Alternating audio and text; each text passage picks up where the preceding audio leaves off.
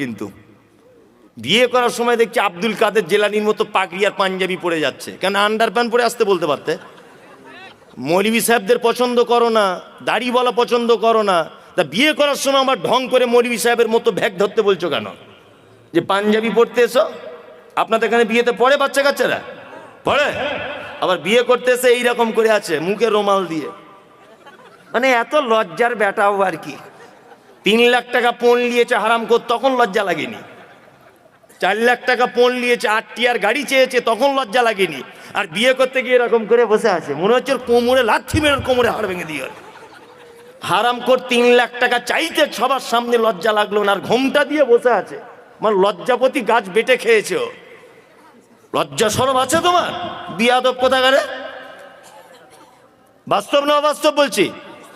পঞ্চাইতে লজ্জা লাগে না বেটির বাপের কাছে, বেটির বাপের কাছে টাকা চাইতে লজ্জা লাগে না, আর বিয়ে করতে গিয়ে পুরুষ মানুষ রুমাল দিয়ে বসে আছে এরকম করে, মানে কি একেবারে লজ্জাশীল পুরুষ। লজ্জা শরম থাকা দরকার।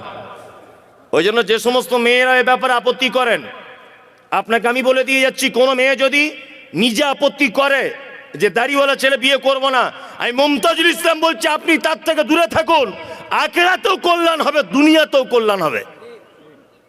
আপনার আখিরাতেও কল্যাণ, দুনিয়াতেও কল্যাণ, কারণ ও নারী নামের হস্তিনী। আল্লাহ নবীর একটা সুন্নত, আল্লাহ নবীর একটা কঠিন পদক্ষেপকে যে মেয়ে অঙ্গীকার করে সে মেয়ে মুসলিম থাকতে পারে না। শুনুন, আপনি নামাজ পড়েন না আলাদা ব্যাপার, আমি আপনাকে ধরেছি যে ভাই আপনি নামাজ পড়া ধরুন, আপনি বলছেন মৌলভী সাহেব লজ্জা লাগছে আপনাকে দেখে বারবার নামাজের কথা বলেন, সত্যি আমি খুব অপরাধী। ও মুসলিম, ও জানে নামাজ ফরজ, কিন্তু আমাকে দেখে ও লজ্জা পাচ্ছে, তার মানে ওর ভিতরে আল্লাহর ভয় আছে, একটু চার্জ দিলেই ও নামাজ পড়া ধরে যাবে। কিন্তু একটা লোককে নামাজ পড়ার কথা বলতে গেলাম, সেই লোকটা আমাকে বলছে তুই নামাজ পড়ে কি পেলি, ঘোড়ার ডিম ফালতু, ওর ইমান আর থাকবে না, সঙ্গে সঙ্গে বেঈমান হয়ে যাবে। কি বলছি বুঝতে পারছেন? এই লোকটা নামাজ পড়ে না, একে আমি গিয়ে বলছি চাচা একটু নামাজ পড়ুন, তখন বলছে মৌলভী সাহেব পড়তে পারছি না, কাজের চাপে খুব লজ্জা লাগছে, ইনশাল্লাহ চেষ্টা করব। ও মুসলিম, ও কি মুসলিম? আর উনি যদি এ কথা বলেন যে তুমি নামাজ পড়ে এতদিন কি করলে, আমি ঘোড়ার দিন নামাজ না পড়ে 2 তলা বাড়ি করে নিলাম, তাহলে উনি বেঈমান। ও আর মুসলিম থাকতে পারলো না।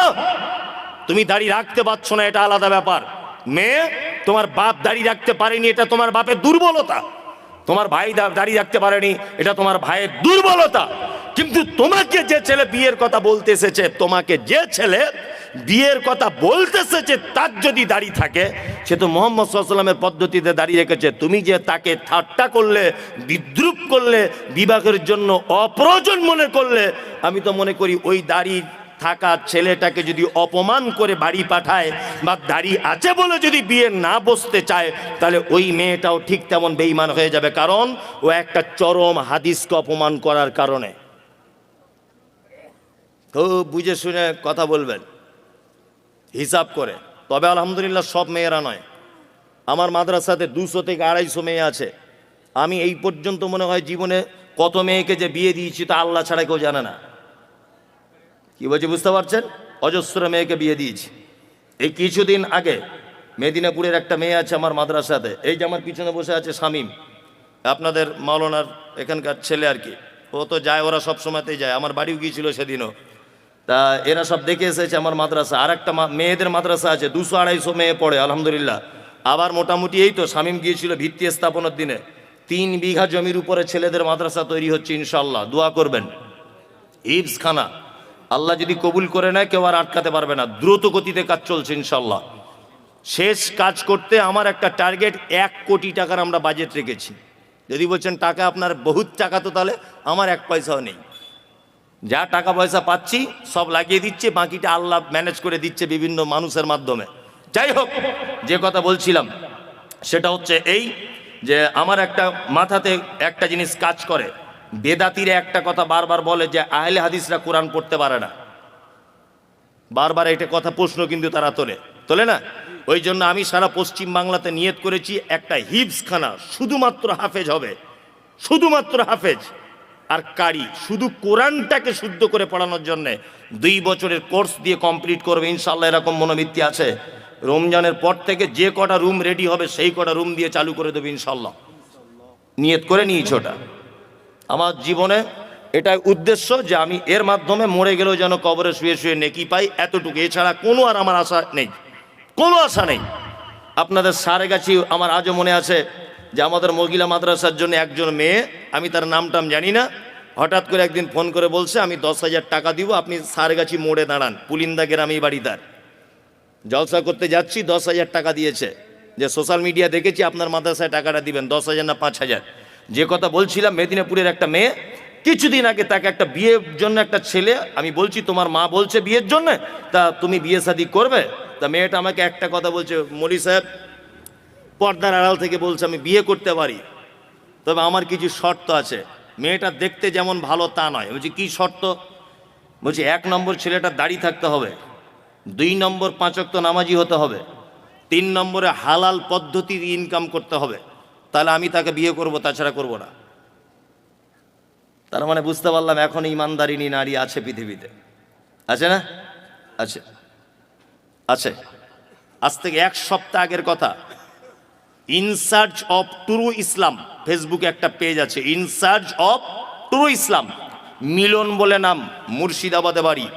ছেলেটাকে জিজ্ঞাসা করবেন তার প্রমাণ। আজ থেকে 2 মাস আগে একটা মেয়ে ইসলাম গ্রহণ করেছে, ইসলাম গ্রহণ। মেয়েটা আমাকে ফোন করেছে, করে বলছে যে হুজুর আমি আপনাদের বক্তব্য শুনে অনুপ্রাণিত হয়ে ইসলাম গ্রহণ করলাম, গোপনে, বাড়িতে কেউ জানে না। মেয়েটা বিয়ে পড়াশুনো করছে কলেজে, খুব সুন্দরী, চরম সুন্দরী মেয়েটা দেখতে।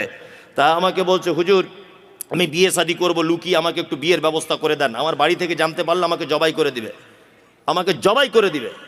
সেই মেয়েটাকে আজ থেকে 5 দিন আগে আপনাদের বহরমপুরে একটা ছেলের সঙ্গে বিয়ে দিলাম। তা মেয়েটাকে বলছি কেমন ছেলে পছন্দ? তা মেয়েটা বলছে দাড়িওয়ালা ছেলে হতে হবে, 5 ওয়াক্ত নামাজ পড়তে হবে, হালাল ইনকাম করতে হবে, গরিব হলেও চলবে, ঘর বাড়ি থাক আর না থাক। মানে মেয়েটা এত সুন্দরী, যদি বলছেন আপনি দেখলেন কি করে? সত্যি বলতে ও আমাকে দেখার জন্য একটা ছবি পাঠিয়েছিল যে আমি এই মেয়েটা, সেটা দেখে আমি একটা অনুভব করলাম। দেখুন একজন হিন্দু নারী 2 মাস ইসলাম গ্রহণ করেছে, তার মনের ভিতরে ইসলামের কত ভালোবাসা জন্ম হয়েছে বলে নারী এই কথা বলতে পারছে দাড়িওয়ালা ছেলে ছাড়া বিবাহ করবো না। আপনাকে ফোন নাম্বার দিতে পারি, তার বরের কথা বলবেন যে ঘটনা সত্য না মিথ্যা। বাড়ি থেকে বার হয়ে চলে এসেছে, হিন্দু মেয়ে মুসলিম হয়েছে, ইসলাম গ্রহণ করেছে, তার সমস্ত কোর্টের ডকুমেন্টস রয়েছে, মুসলিম একটা ইমানদার ছেলে তাকে স্ত্রী হিসাবে গ্রহণ করেছে। ভালো নারী নেই এ কথা বলবো না, তবে যত খারাপই আমাদের যারাই কলেজে পড়ছে আর যারা বড় ডিগ্রি করতে যাচ্ছে, ফ্যাশন হয়েছে, এরা বলছে আমাদের আর পছন্দ হচ্ছে না, আমাদের আর পছন্দ হচ্ছে না। কি বলছি বুঝতে পারছেন? দূরে থাকবেন। আল্লাহ তুমি আমাদের ফাসিকি থেকে বাঁচার তৌফিক দান করো, আমিন বলুন, আমিন। চলুন আর একটা ব্যাখ্যা করে দিই, তারপরে আর একটা করবো, সেটা হচ্ছে মুশরিক। নাম জানেন মুশরিক? মুশরিক, মুশরিক কে? শিরিক করে, উনি ভালোই বলতে পারছেন, শিরিক করে মুশরিক। এবার আপনাকে একটা কথা বলে দিচ্ছি, শুনে রাখেন, এ কথা বললে তো আরো আপনি আশ্চর্য হবেন। হিন্দু, মুসলিম, জৈন, খ্রিস্টান, হাঁড়ি, চুয়ার, চামার, বাগদি, ছুতর, মেথর, পৃথিবীতে যত জাতির মানুষ বসবাস করে, যত ধর্মের মানুষ বসবাস করে, কোন ধর্মের ভিতরে মুশরিক বর্তমানে খুঁজে পাওয়া খুব মুশকিল। হিন্দু, এদের ভিতরে মুশরিক নেই। খ্রিস্টান, এদের ভিতরে মুশরিক নেই। ইহুদি, এদের ভিতরে মুশরিক নেই। হিন্দু বর্তমানে যারা, তাদের ব্যাপারে কোরআন মাজিদে শব্দ এসেছে সাবেঈ। সাবেঈ হচ্ছে তারা। কারা? সাবেঈ হচ্ছে তারা যারা এক আল্লাহকে আল্লাহ বলে মানে, তারপরেও বিভিন্ন দেব দেবীর আলাদা আলাদা ক্ষমতা আছে এটা মানে, এরা হচ্ছে সাবেঈ। একটা হিন্দু ভাইকে জিজ্ঞাসা করবেন এত বৃষ্টি হচ্ছে কে দিচ্ছে, ও এক চান্সে বলবে বৃষ্টি দিচ্ছে উপরওয়ালা, বলবে না? তার মানে ও জানে উপরে একজন আছে। তারপরেও দেখবেন ও লোহা লাক্করের ব্যবসা করে, কি পূজা করে? বিশ্বকর্মা। তার মানে ওর এটা ধারণা যে লোহা লাক্করের ডিপার্টমেন্টটা বিশ্বকর্মার হাতে আছে। আর কলেজের স্টুডেন্ট, স্কুলের স্টুডেন্টরা কি পুজো করে? সরস্বতী। সরস্বতীকে বলা হয় বিদ্যার দেবী। তার মানে বাপ মা তার চাপ মা মেয়েকে বলে দেয় এটা তুমি সরস্বতীর পূজা করবে, কারণ এটা হচ্ছে বিদ্যার দেবী, তুমি ভবিষ্যতে মাইকের মধুসূদন দত্ত হতে পারবে, কারণ এর ডিপার্টমেন্টটা এর হাতে আছে। এ হচ্ছে কি সাবেঈ মুশরিককে মুহাম্মদ সাল্লাল্লাহু আলাইহি ওয়াসাল্লামকে বলা হচ্ছে আপনি জিজ্ঞাসা করুন তাদেরকে রাত এবং দিনের বিবর্তনের মালিককে। এক চান্সে তারা বলবে আল্লাহ। সুস্থতা অসুস্থতার মালিককে আল্লাহ। বেঈমান মুশরিক আবু জেহেল কথা বলবে। আল্লাহ নবী সাল্লাল্লাহু আলাইহি ওয়াসাল্লাম যখন বলছেন কি ব্যাপার, রাত দিনের মালিক আল্লাহ, এ কথা আপনি বললেন, সুস্থতা অসুস্থতার মালিক আল্লাহ, এ কথা আপনি বলছেন, তাহলে কেন আপনি আল্লাহকে ডাইরেক্ট ডাকতে পাচ্ছেন না? আবু জেহেল তখন বলছে মোহাম্মদ শোনো, বেশি ফটর ফটর করিও না, সব কিছুর মালিক আল্লাহ এটা আমি জানি, কিন্তু তোমার আল্লাহকে ডাইরেক্ট পাওয়া যাবে না। আল্লাহকে পেতে গেলে 360টা দেবদেবীর মাধ্যমে পেতে হবে। তার মানে বোঝা যায় যারা আল্লাহকে ডাইরেক্ট পাওয়া যাবে না এই ধারণা রাখে, আর 360টা দেবদেবীর মাধ্যমে আল্লাহকে পেতে হবে এই ধারণা যারা রাখে, এরা কি মুশরিক। মুশরিক হিন্দুর ভিতরে নেই, খ্রিস্টানের ভিতরে মুশরিক নেই, কোন জাতির ভিতরে মুশরিক নেই। বর্তমানে মুশরিক গিজ গিজ গিজ গিজ গিজ গিজ করছে মাথার উকুনের মতো নামধারী মুসলিমদের ভিতরে। আজ পর্যন্ত পশ্চিম বাংলার কিছু মুসলমান তাদের দাবি আল্লাহকে ডাইরেক্ট পাওয়া যায় না, আমাদের হুজুরের মারফতে তবে আল্লাহকে পেতে হয়, দাবি নেই। এরা কি মুশরিক।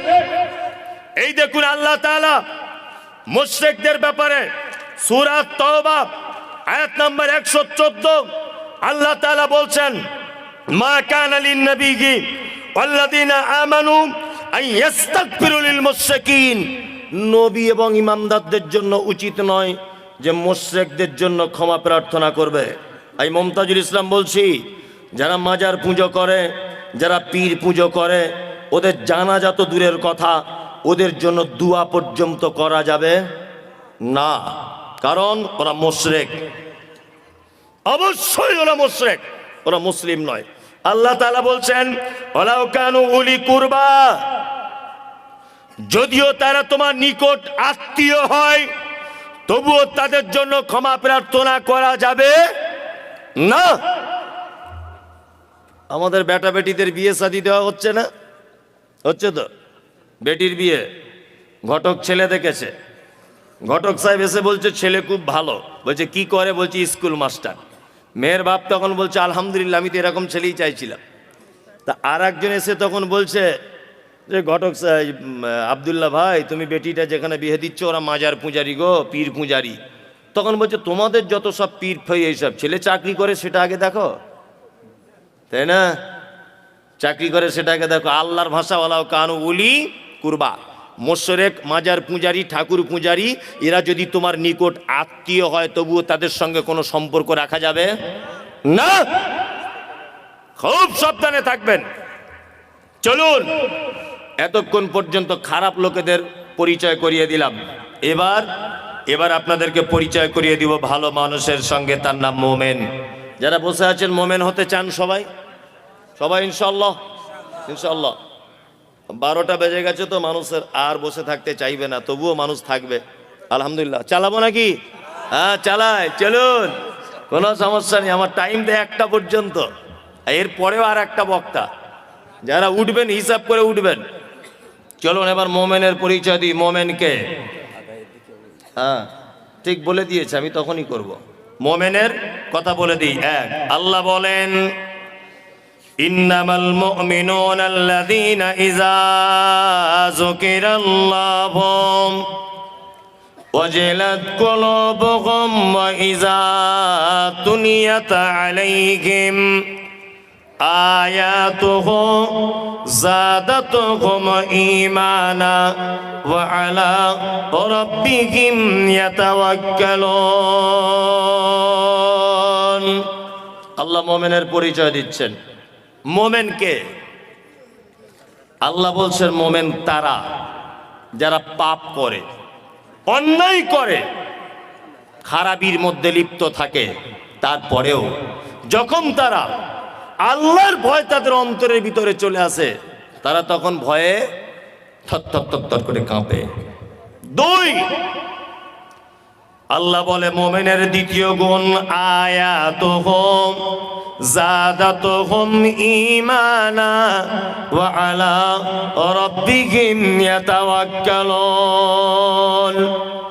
দ্বিতীয় নম্বরের মুমিন হলো তারা, আল্লাহ বলে যাদের সামনে কোরআনের আয়াত তেলাওয়াত করা হলো, তাদের ঈমান, কোরআনের আয়াত শুনলে যেন ঈমান বেড়ে যাবে। আয়াত শুনলে ঈমান কি হবে? বেড়ে যাবে। এটা মুমিনের ক নম্বর গুণ? দ্বিতীয় গুণ। এখানে একটা মজাদার কথা বলে রাখছি, আপনার চোখে পানি চলে আসবে শুনলে। আচ্ছা, এখানে হাজি সাহেব কেউ আছেন? কে হাজি সাহেব? কেউ নেই। তাহলে এমনি সৌদি আরবে গেছেন, মক্কা টক্কায় ঘুরতে, এরকম কোনো লোক আছে? অনেকজন, ওই তো আলহামদুলিল্লাহ অনেকজন আছেন, আলহামদুলিল্লাহ অনেকজন আছেন, মক্কায় ঘুরতে গেছেন। আমি এই 2.5-3 মাস আগে গিয়েছিলাম, আলহামদুলিল্লাহ। তা আমি গিয়েছিলাম, তো আমার সঙ্গে প্রায় 40 জন মতো মানুষ গিয়েছিল। উত্তর দিনাজপুরের একজন চাচা গিয়েছিলেন, নিরক্ষর লোক, লেখাপড়া টেখাপড়া জানে না, কিছু বাংলাও জানে না, আরবি উর্দু হিন্দি কিচ্ছু বুঝে না, চাষি লোক। তা আমি যখন কাবাতে যখন তওয়াফ করছিলাম, চাচা আমার জামার কলারটা এইভাবে টেনে ধরে রাখছিল। তাই বারবার বলছি, চাচা তুমি আমার জামার কলার কেন ধরছো? হ্যাঁ, বলছি এত লোক যদি হারিয়ে যায়, আমার 3 বিঘা জমি ধান চাষ করা আছে, কি হবে তাহলে? শুধু এই টেনশন। আমি বলছি তুমি মরিবে কি বাঁচবে এটা দেখো, ও 3 বিঘা জমি ধান লাগানো আছে, ওই টেনশন ওর মক্কাতে ঘুম হয় না। কি বললাম বুঝলেন? আল্লাহ তাহলে তুমি ধান যখন লাগানো আছে, তুমি এলে কি করতে? হে, যাই হোক, ভীতু লোক।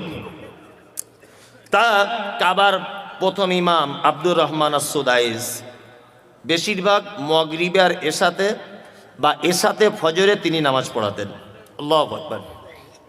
উনি যখন কোরআন তেলাওয়াত করতেন, Ethiopia, Tanzania, German, Japan, France, Kuwait, পৃথিবীর যে ভাষাভাষী মানুষ হোক না কেন, চোখ দিয়ে পানি পড়তে লাগতো। আব্দুর রহমান আস-সুদাইস জাহান্নামের আয়াতগুলো যখন আসতো, তখন বাচ্চা ছেলের মতো 20 second 25 second how how how how করে কাঁদতেন। জাহান্নামের আয়াতগুলো যখন আসতো, ফজরের নামাজ পড়ছি, রাত 10টার সময় তওয়াফ শুরু করতাম। দিনের বেলা ভিড় হতো বলে আমরা যেতে পারতাম না। রাত 10টা থেকে ফজর পর্যন্ত তওয়াফ করতাম কাবাতে, আল্লাহ করিয়েছে। যাই হোক, তা তওয়াফ করতে করতে ফজরের যখন আজান হয়, ওই সঙ্গে সঙ্গে সব লোক ঘুরে কাতারে দাঁড়িয়ে যায়। ঠিক বলছি তো? কাতারে দাঁড়িয়ে যায়। আমি দাঁড়িয়ে আছি, আমার পাশে ওই যে উত্তর দিনাজপুরের চাচা দাঁড়িয়ে আছে। নামাজ শুরু হয়েছে, আল্লাহু আকবার। সবাই হাত বেঁধে দাঁড়িয়ে গেল। কাবার প্রথম ইমাম আব্দুর রহমান আস-সুদাইস তিনি জাহান্নামের আয়াত তেলাওয়াত করছেন। আর আয়াত তেলাওয়াত করতে করতে তিনি যেন বাচ্চা ছেলের মতো করে কাঁদছেন। আমি কোরআনের একটু অল্প কিছু বুঝি, আমার চোখ দিয়েও পানি চলে এলো। আমিও বাচ্চা ছেলের মতো ডুকরে ডুকরে কাঁদতে লাগলাম। আমার পাশের চাচা কোরআন বোঝে না, বাংলা ভালো করে পড়তে জানে না, অশিক্ষিত লোক। চাচাও দেখছি ডুকরে ডুকরে কাঁদতে শুরু করে দিল। নামাজ শেষ হয়ে গেল। কাবা থেকে জমজমের পানি পান করে যখন ফাঁকে বার হয়ে গেলাম, চাচাকে ডেকে বললাম, চাচা সত্যি করে বলো দেখি, কাবার ইমাম আরবি ভাষী মানুষ, তিনি কোরআনের আয়াত বুঝতে পেরেছেন তাই কাঁদছেন। আমি মমতাজুল 2 পাতা পড়া আলেম, আমি ব্যাপারটা বুঝতে পারলাম, এই জন্য চোখ দিয়ে পানি চলে এলো। তোমার কেন চাচা চোখ দিয়ে পানি চলে এলো বলো? চাচা তখন বলছে, বেটা মমতাজুল, 70 বছর আমার বয়স, আমি 50 বছর যাবত আমাদের গ্রামের মসজিদে নামাজ পড়ি, কিন্তু কোরআন শুনলে অন্তর গলে না। কিন্তু আজকে আশ্চর্য ব্যাপার, কাবা শরীফে নামাজ পড়তে এলাম, আর কাবার ইমামের তেলাওয়াত শুনে আমার চোখ চোখ দিয়ে পানি বার হয়ে গেল। আমিও বাচ্চা ছেলের মতো ঢুকরিয়ে ঢুকরে কেঁদে দিলাম। আমার আল্লাহর কোরআনের আয়াতের কথা মনে হলো। আল্লাহ বলে, আয়াতুহুম যাদাতুহুম ঈমানা ওয়া আলা রাব্বিহিম ইয়াতাওয়াক্কালুন। মুমিন হলো তারা, তাদের সামনে যখন কোরআনের আয়াত তেলাওয়াত করা হয় তাদের ঈমান তখন বেড়ে যায়। চাচা, তুমি কোরআন জানো না, তুমি কোরআন পড়তে জানো না, কিন্তু তুমি 1 লক্ষ টাকা খরচা করে কাবায় চলে এসেছো। তোমার ঈমানের পরিপূর্ণতা লাভ করেছে, তোমার ঈমান কাজ করছে। ওই জন্য চাচা আমার গলা ধরে হাউ হাউ করে বলছে, কাঞ্চার বলছে, বেটা মুমতাজুল, তুমি আমার বেটার থেকে অল্প বয়সের, কিন্তু কোরআন শুনলে যে চোখ দিয়ে পানি চলে আসে, আজকে তার জ্বলন্ত প্রমাণ পেলাম। ওই জন্য বলি বন্ধু, টাকা দার্জিলিং এ গিয়ে নষ্ট না করে দিয়ে, গ্যাংটকে গিয়ে নষ্ট না করে, ওই আপনার সুন্দরবন বেড়াতে গিয়ে টাকা নষ্ট না করে, একবার অন্তত পক্ষে 80-90 হাজার টাকা খরচা করে কাবায় চলে যান, আপনার ঈমান বেড়ে যাবে। আল্লাহ বলছে, মুমিন তারাই তো মুমিন যাদের সামনে আমার কোরআন তেলাওয়াত করা হবে, ইমাম সাহেব তেলাওয়াত করবে, পিছনে মুসল্লি দাঁড়িয়ে থাকবে, আর তার ঈমান যেন আস্তে আস্তে করে বেড়ে যাবে। আমাদের ঈমান বাড়ে। ফজরের সময় 2টা আয়াত যদি ইমাম সাহেব বেশি করে যদি তেলাওয়াত করে দেয়, তা মুসল্লিরা ঝামেলা লেগে যায়, ঝামেলা লেগে যায় না, ঝামেলা লেগে যায়। আল্লাহ বলে, মুমিন তারা ওয়া আলা রাব্বিহিম ইয়াতাওয়াক্কালুন। মুমিনের 3 নম্বরের গুণ, খায়রিহি ওয়া শাররিহি মিনাল্লাহি তাআলা। মুমিন যা কিছু হবে আল্লাহর উপরে ভরসা করবে। মুমিন কার উপরে ভরসা করে? আল্লাহর উপরে। হায়াত মওতের মালিক কে? আল্লাহ। রুজির মালিক আল্লাহ। দোকান করেছে, ঈমান আছে তো? দোকান করেছে, দোকানের পিছনে দেখছি একটা তাবিজ ল্যামিনেশন করে টাঙানো আছে, তাই না? তা চাচা, তোমার এই তাবিজ কি ব্যাপার? বলছি, বেচাকেনে বরকত হবে। তাই বলছি, কে দিয়েছে? বলছে, আমাদের হেড মাওলানা দিয়েছে। বোঝানোর জন্য বলছে। তাই হেড মাওলানা যদি এত বরকতের তাবিজ দেওয়া শিখে গেছে, তা তাবিজটা নিজের কাছেই রাখতে পারে। এত বরকতের দিনের বিচি দিলে কি করে? হ্যাঁ, ঈমান আছে তো? 4টে আংটি পড়েছে যুবক ছেলে, 4 রকমের কোয়ালিটির পাথর। এটা কি? বলছে, বউ কথা শোনে না। এটা কিসের আংটি? বলছে, ঘন ঘন পেচ্ছাপ হয়। এটা কিসের? বলছে, বাপের বাড়ি বউ গেলে আসতে চায় না। আর এটা বলছে, রাতে চমকে উঠি তাই। হযরত ওমরের নাম শুনেছেন? ওমর দামি মানুষ না? দামি মানুষ। পৃথিবীতে অনেক জিনিস আছে যেগুলো ডাইরেক্ট জান্নাত থেকে এসেছে, তার ভিতরে একটা হাজির আসওয়াদ, তাই না? যখন পৃথিবীতে আছে, এটা মুসলিম শরীফের হাদিস, তখন সাদা দুধের মতো ছিল পাথরটা। আল্লাহ নবী সাল্লাল্লাহু আলাইহি ওয়াসাল্লাম বলছেন, আদম সন্তান তার পাপের বোঝা নিয়ে তাকে চুম্বন করতে করতে একদম কালো করে দিয়েছে। আমি নিজে আলহামদুলিল্লাহ 2বার চুম্বন করে এসেছি, আল্লাহ করিয়েছে। খুব রিক্স চুম্বন করা, ওখানে মারাও যেতে পারে কোনো মানুষ, এত রিক্স। মানে আপনি হাঁড়ির মুখের মতো, তখন যখন মুখ ঢোকাবেন, পিছন দিক দিয়ে 1,500 মানুষ আপনাকে চাপছে। এই 1,500 মানুষ বা 500 মানুষ, 1000 মানুষকে সামলে তবে চুমুটা খেতে হবে। ওই জন্য আমি বলি, আমাদের বাঙালিদের একটা বদ অভ্যাস, বুড়ো না হলে হজে যায় না। হজে বুড়ো বয়সে গেলে 10 পয়সাও দাম নাই, এমনি টাকা খরচাই হবে, ও কিছুই করতে পারে না। ও না তওয়াফ করতে পারবে, চুমু খাওয়া তো দূরের কথা, না পাথর মারতে পারবে, ফ্যাল ফ্যাল করে তাকিয়ে থাকতে হবে। 5 লাখ টাকা জলে চলে গেল। যেতেই যদি হয় 35, 37, 38 বছরে যান, যেন দুজনকে যেন রুখে দেওয়া যায়। দক্ষিণ আফ্রিকার মেয়ে ছেলেগুলো, তাদের যা বডি আর যা ধাক্কা মারছে, তারা আমার মতো 4টে পুরুষকে ফুটবলের মতো ছুঁড়ে ফেলে দেবে, এত ক্ষমতা তাদের গায়ে। আর এই লম্বা লম্বা মেয়েগুলো সব সুদানিরা, কালো কুচকুচ কুচকুচ করছে সুদানিরা, এই লম্বা লম্বা। তাদের চেহারা কি, আমাদের বাঙালি 2-4 জন পুরুষ মানুষকে মেরে ফেলবে ঘুষি মেরে, এত ক্ষমতা তাদের গায়ে। আর এ বুড়ো বয়সে লাঠি নিয়ে হজ করতে যাচ্ছে, তুমি চান্স পাবে? এক গুঁতো মেরে তোমাকে ফেলে দিবে 4 হাত দূরে। ওই জন্য হজে যদি যেতে চান একটু ইয়ং বয়সে যাবেন। কি বললাম বুঝলেন? হাজরে আসওয়াদ হযরত ওমর ফারুক রাদিয়াল্লাহু তাআলা আনহু মক্কায় চারিদিকে তাওয়াফ করছেন।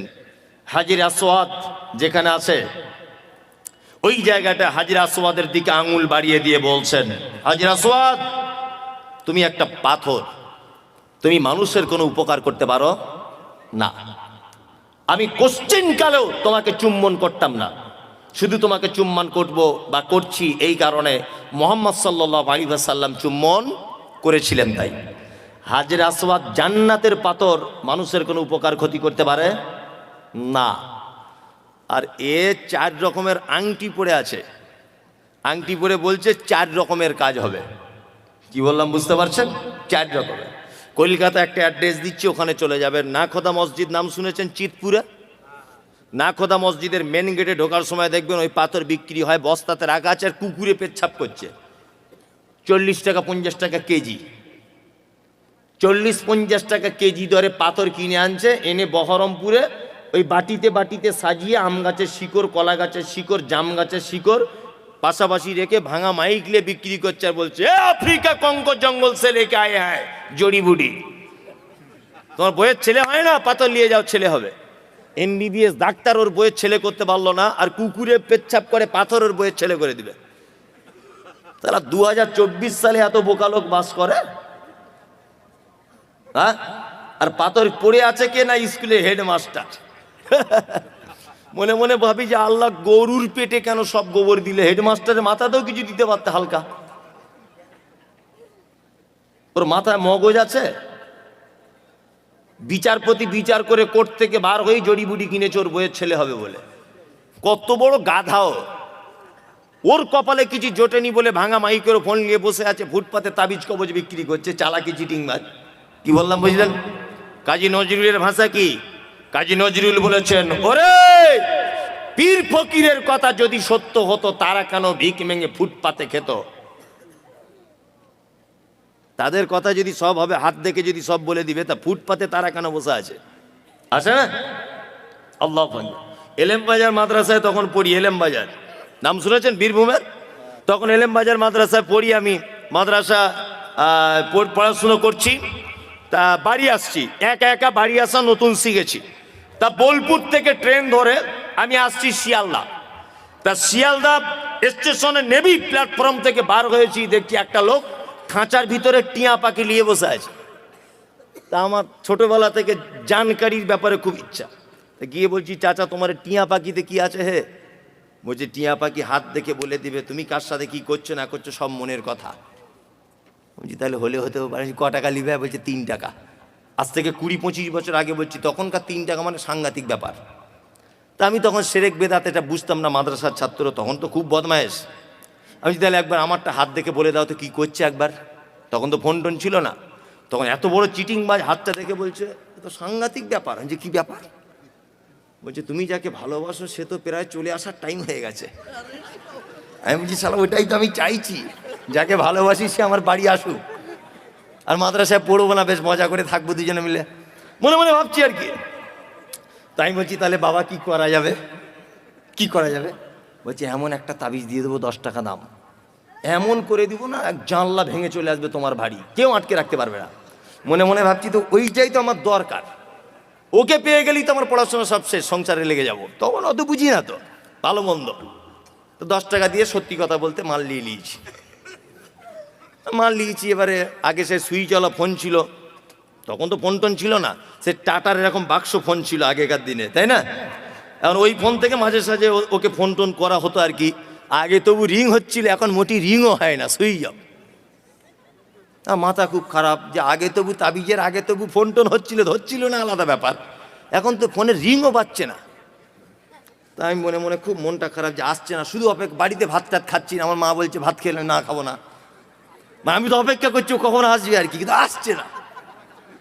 মাদ্রাসায় ফের যখন ফিরে যাচ্ছি আর কি, যে ওকে ধরবো, আর মাদ্রাসায় পড়া ছেলে ও তো জানে না, কঠিন খাতারনাক। আরও যারা মাদ্রাসায় অর্ধেক পরে ছেড়ে দিয়েছে, এরা এই রাস্তা দিয়ে চললে ইবলিশ শয়তান 13 কিলোমিটার দূর দিয়ে যায়। যে হাফ মাদ্রাসায় পড়ে ছেড়ে দিয়েছে, ও যদি এই রাস্তা দিয়ে হাঁটে পুলিন্দার, তো ইবলিশ শয়তান 13-14 কিলোমিটার দূরে চলে যাবে, যে ওরে বাবা সাংঘাতিক, আমার থেকে বড় আসছে, ও ধারে পাশে যাওয়া যাবে না। আর মাদ্রাসার ছেলেরা বদমাশ হওয়ার কারণ আছে, সব খারাপ মালগুলোতে এক জায়গায় থাকে, আর ভালো মাল সব আলামিন মিশনে পড়ছে, বুঝলেন না? বাড়িতে টিকতে পারছে না, কলা চুরি, এর পুকুরের মাছ চুরি সহ্য করতে পারছে না, চল মাদ্রাসায় পুলিন্দায় দিয়ায়, হেড মৌলবি তুই এখন বোঝ যা পারবি কর। ঘটনা তাই না? তাই আমি তো ভুক্তভোগী, আমি তো মাদ্রাসা চালাচ্ছি, আমি জানি কি বলবো আপনাকে। তা যাই হোক, তা যাবার সময় তো লোকটাকে বলছি, চাচা এই কাকা সে ওই দিন তাবিজ দিলে কই এলো না তো। চিটিংবাজদের কি হয় দেখুন, আবার বলছে দেখি হাতটা দেখি, তা হাতটা দেখে এরকম করে বলছে, এ তো কঠিন ব্যাপার। যে কি ব্যাপার, ঘটনা কি? বলছে এই যে দাগটা বেঁকে গেছে না এইদিকে, আমি হ্যাঁ বেঁকে গেছে, তো কি হলো? বলছে আগের দিন তো বেঁকা ছিল না, আজকে বেঁকে গেল কি করে? বলছে আমি যা এখানে দেখতে পাচ্ছি হাত দেখে, আগের দিনে তোমায় তাবিজ দিয়ে আমি ওকে বার করতে চাইলাম, ওর মা দেখতে পাচ্ছি কোথাও আবার 150 টাকার তাবিজ দিয়ে আটকে রাখার তাবিজ করেছে। এ শালা দুটো তাবিজে মারামারি লেগে গেছে, যার দাম বেশি তার কাজ বেশি। ওই জন্য তুমি যদি 250 টাকার তাবিজ কেন, তাহলে এবার আসার চান্স আছে। তখন আমি ভাবছি পাক্কা চিটিংবাজ, মাদ্রাসায় পড়া ছেলে। আমি ওকে বলছি তাহলে আমার কাছে তো 250 টাকা নেই, তা যে 10-20 টাকা আমার আব্বা দিয়েছে মাদ্রাসায় যাওয়ার জন্য, এক কাজ করি লটারির টিকিট কাটি, 50,000 টাকা ফার্স্ট প্রাইজ কোন নাম্বারে পড়বে একটু দেখে বলে দেন, ওইটা কাটবো। বলছি ওইটা বলা যাবে না, যে ওই চিটিংবাজ, আমি কার সাথে লাইন মারছি তুমি বলে দিতে পারছো, আমার বউ আসবে কিনা তুমি বলে দিতে পারছো, কার বউ কার সঙ্গে আছে এটা বলে দিতে পারছো, কে কার সাথে প্রেম করে আঙুল দেখে বলে দিতে পারছো, আর চিটিংবাজ কোন নাম্বারে ফার্স্ট প্রাইজ এটা বলতে পারো না? হ্যাঁ, তার মানে এই যে কাজী নজরুলের কথা ঠিক, পীর ফকিরের কথা যদি সত্য হতো, ফুটপাতে তারা কেন ভিক মেঙে খেত? হ্যাঁ, লটারির টিকিট বিক্রি করছে আর বলছে এইটা পড়ে যাওয়ার চান্স আছে। তাই আমি বলছি হারাম করে পড়ে যাওয়ার চান্স আছে, 1 কোটি টাকা ফার্স্ট প্রাইজ, তুই ওটা বাড়িতে রেখে দে, তুই কেন বিক্রি করছে? তুই বাড়িতে রাখ। আল্লাহ বলেন ইয়াতাওয়াক্কালুন, মোমেন তারা সর্ব ব্যাপারে ভরসা রাখবে কার উপরে? আল্লাহর উপরে। খাওয়া হোক না হোক, বন্যা হয়ে যাক, খরা হোক, বিপদে পড়ুক, সুস্থ থাকুক, অসুস্থ হয়ে থাকুক, এক কথায় বোঝা যায় যাবতীয় ব্যাপারে মোমেন কার উপরে ভরসা করবে? আল্লাহর উপরে। আল্লাহ তারপরে বলেন আল্লাযীনা ইউকিমুনাস সালাত, আর মোমেন তারা যারা সালাত আদায় করবে, নামাজ পড়বে। 5 ওয়াক্ত নামাজ পড়েন তো? পড়ছেন? কারা কারা পড়ছেন দেখি, তাহলে চোর ধরা পড়বে। কারা কারা পড়ছেন সবাই হাত তুলুন, তাহলে চোর সব ধরা পড়ে যাবে। নামাজ পড়ুন, নামাজ পড়ুন। কি বললাম বুঝলেন? নামাজটা পড়ুন। জি, চলুন।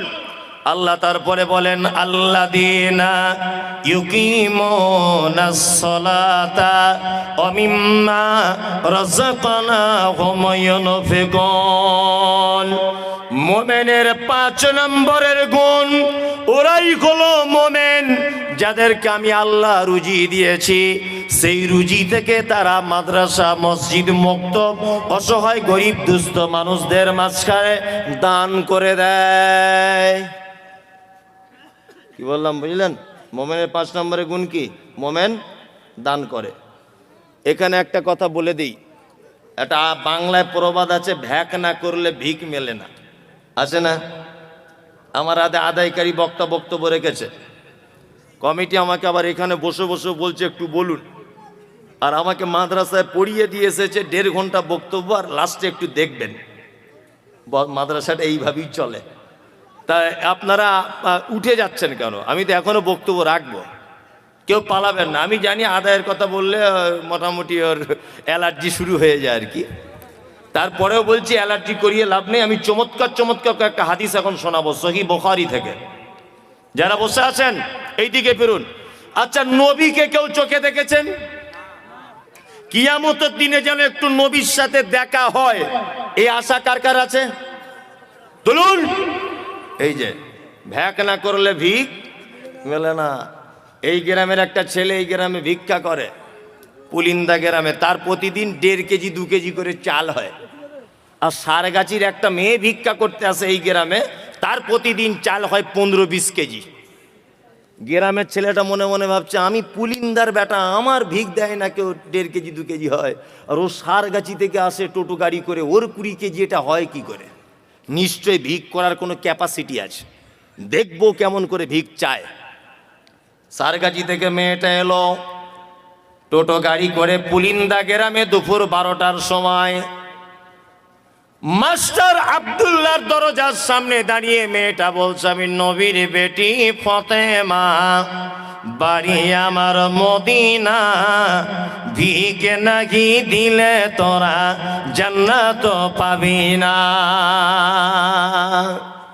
ছেলেটা তখন বলছে, ওরে চিটিংবাজ, নবীর বেটি বলছি রে। মেয়েদের মন খুব নরম, নরম না? ওরা দেখবেন ডিম পাড়া মুরগি মরে গেলেও যেমন কাঁদে, ওর বাপ মরে গেলেও তেমন কাঁদে, ওদের মন এত নরম, তাই না? তা আব্দুল্লাহর বউ বলছে, ওরে দুপুরবেলাতে এখন নবীর বেটি বলে কে কথা বলছে? হলে হতেও পারে, হয়তো রূপ সেজে এসেছে। মেয়েদের মন তো এরকম হয় না? ছেলেটা, গ্রামের ছেলেটা ভাবছে, কি ব্যাপারে নবীর বেটির নামে চাল তুলছে, দাঁড়া তোর 12টা বাজাচ্ছি। মেয়েটা আর একটা বাড়ি গেল, গিয়ে বলছে, আমি নবীর বেটি ফতেমা, বাড়ি আমার মদিনা, ভিকে নাকি দিলে তোরা জান্নাত পাবি না। বাড়ির বউটা ভাবছে, নবীর বেটি বলছে, হলে হতেও পারে, দে 1.5 কেজি চাল মেরে দে। 1.5 কেজি চাল দিয়ে দিলে ওর দেখা যাচ্ছে 20-25 কেজি হয়ে গেল। ফতেমার স্বামীর নাম কি ছিল? হযরত আলী। মেয়েটা আর একটা বাড়িতে গেল, গিয়ে বলছে, আমি নবীর বেটি ফতেমা, বাড়ি আমার মদিনা, ভিকে নাকি দিলে তোরা জান্নাত পাবি না। এই গ্রামের ছেলেটারা সহ্য হলো না, মেয়েটার পাশনে আস্তে আস্তে করে দাঁড়িয়ে গিয়ে বলছে, আমি হলাম হযরতে আলী, এতদিন তুই কোথায় ছিলি? তোর প্রেমেতে পাগল আমি, আজকে তোকে ছাড়ব না। তুই যদি ফতেমা হবি, আমি তোর বর স্বামী, স্বামী স্ত্রী ব্যাপার, চাল যাওয়া হবে হাফ হাফ করে লেলে, মারামারি লেগে গেছে, কঠিন মারামারি চলছে, বুঝলেন? স্বামী স্ত্রী ব্যাপার, তার মানে বোঝা যায় ভ্যাক না করলে ভিক মেলে না। সহিহ বুখারী একটা হাদিস বলি, হাদিস বর্ণনা করেছেন, নাম হলো তার আয়েশা। শুধু আয়েশা তার নাম নয়, হাদিসে বলা হয়েছে, হাদিসের পরিভাষায় তার নাম হলো মুহাদ্দিসা। যতজন নারী সাহাবিয়াতগণ হাদিস বর্ণনা করেছেন, তার মধ্যে সবথেকে বেশি হাদিস বর্ণনা করেছেন আম্মাজান আয়েশা। এখানে শুধু ক্ষান্ত নয়, বিশ্ব নবী যতজন মেয়েকে বিবাহ করেছেন, একটা কুমারী মেয়েকে বিবাহ করেছেন, নাম তার কি? আয়েশা। শুধু এখানেই ক্ষান্ত নয়, ইসলামের তারিখ যদি আপনি পড়েন তাহলে দেখতে পাওয়া যাবে আম্মাজান আয়েশা জীবনে 11,000 মেয়েকে তিনি কোরআনের শিক্ষা দিয়েছেন। শুধু এখানেই ক্ষান্ত নয়, বিশ্ব নবী যত বিয়ে করেছেন নিজে থেকে বিয়ে করেছেন, কিন্তু আয়েশার ব্যাপারে আল্লাহ নবীকে স্বপ্নের মাধ্যমে আয়েশাকে দেখিয়েছেন, একবার নয় 2 বার। শুধু এখানেই ক্ষান্ত নয়, আয়েশা এত ভাগ্যবতী নারী, বিশ্ব নবী বলেছেন, আমি যখন অন্যান্য বিবিদের বিছানায় শুয়ে থাকি, জিবরিল আমিন আমার কাছে কোরআন আনে না, কিন্তু আবু বকরের বেটি আয়েশা এত ভাগ্যবতী নারী, আয়েশার কাছে যখন রাতের বেলা বিছানায় শুয়ে থাকি, আমার কাছে কোরআন অবতীর্ণ হয়।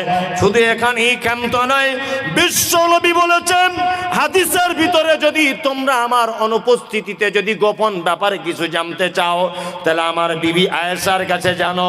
শুধু এখানেই ক্ষান্ত নয়, বিশ্ব নবী বলেছেন, বর্তমান বাজারের শাড়িদে নামক খাদ্যর যে মর্যাদা, আমার আয়েশার একটাই মর্যাদা।